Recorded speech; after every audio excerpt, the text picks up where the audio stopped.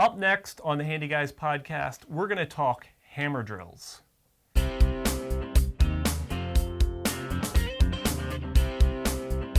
right, Brian, so let's talk about hammer drills tonight and talk about why you might have a hammer drill in your Handyguys arsenal. You may have one and not even know it. That's true. And we're going to talk about what do you use it for and what don't you use it for. All right, before we do that, let's provide our contact information. You can always go to our website, www.handyguyspodcast.com. Click on the contact tab on the website. Fill that out if you have any question for the Handy Guys. You can also tweet us, follow us on Facebook, and of course, our new improved YouTube channel. Yeah, you want to subscribe to us on YouTube. It's youtube.com/handyguyspodcast. We have that link, of course, on our webpage, and that will provide you all of our latest video posts. That's right. So if you're listening to us by audio only right now, you can go there and check out the video to see what we look like on camera, if you want to do that. All right, so in this show, let's talk about hammer drills. And Brian, I did not have a hammer drill for the longest time. I used a standard, I think I have one back here. Here we go. This is a newer version of this hammer drill. That's not a hammer drill, right? Right, this is just a regular old drill.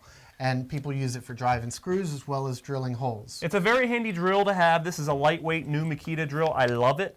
But when you need a hammer drill, you need a hammer drill. Well, what do you need a hammer drill for, Paul? Well, we'll talk about that. Well, let's talk about it now. Right, talk about it. I use it for getting screws in areas where you need a hammering action. No.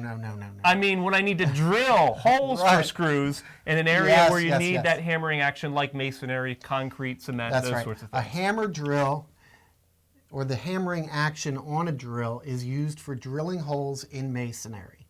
Nothing else. So does it actually hammer the bit into the surface? That's right. So there's two actions going on. Obviously, you have the rotary action of the drill, but then a back and forth motion as well that helps that drill penetrate into masonry products, concrete, stone, things like that. Now, when you use a hammer drill, though, it's not only important to have the hammering action, which, by the way, you can turn on and off, and you're going to show that, but you have to use a particular kind of bit.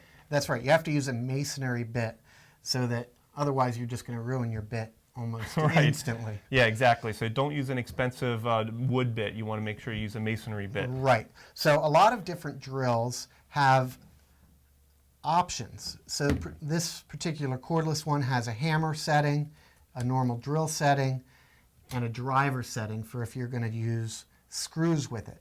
Now, Brian, if it has all those settings, yes, why wouldn't you just buy a hammer drill? Because you can do everything. You can use it for screws, you can use it for standard non-hammering action and hammering action. Well, you're not going to buy a hammer drill to drill normal holes in wood or in metal. Why not? You're going to ruin your bit. It's not what it's designed for. Right, but if you turn off the hammering action, why couldn't you do that? Well, absolutely. So you turn off the hammering action with a drill like this, and now it's used for wood or metal. So that could be your drill to do everything. This could be your drill to do everything. But there's one problem. What's the problem, Paul? These things are huge and heavy, right? If you're they're not as heavy as some other ones. So if you have a little tiny drill bit and you're trying to put in a little screw, this would be way overkill, right? It would be. But this is when you want something like that's this. When you want something small. But this one here, this has a drill and a hammer option as well, but it has a tail. Right. So this is you can plug it in. You plug this in. So that's why I don't like them, Brian. When I first heard about hammer drills, I'm thinking, why don't I just get a hammer drill? But they're heavier, bigger, they're awkward.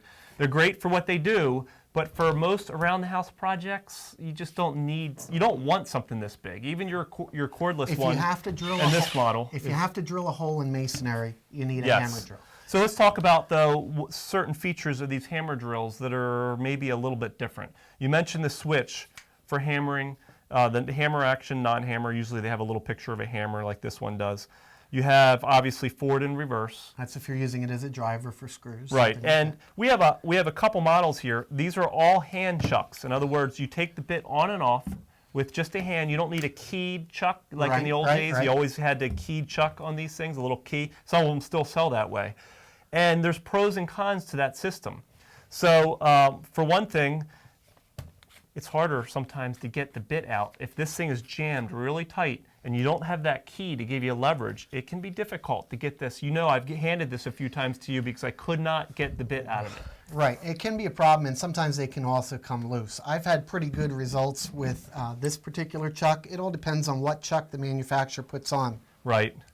The big one here has a proprietary chuck, and it takes a special kind of a bit, but this is going to do not only hammer drill, but also can be used for chipping and other types of bits as well. So this is really generally used by commercial vendors, contractors, and like you said, you can't just use a typical bit like you'd use on most household drills. You got to get the manufacturer's bit for this. It has a different kind of end on it, the neck, and it only fits this. So you can't even get those bits to fit, the smaller bits to fit this model. But these are used by high-end applications, electricians, and other things where you really need to get large holes put through concrete walls. That's right. So obviously that's going to go a lot faster than perhaps the cordless with the hammer drill. Okay. But my favorite feature is not having a dedicated hammer drill, but having the one with the 3 different options. So driving, normal drill, and hammer drill.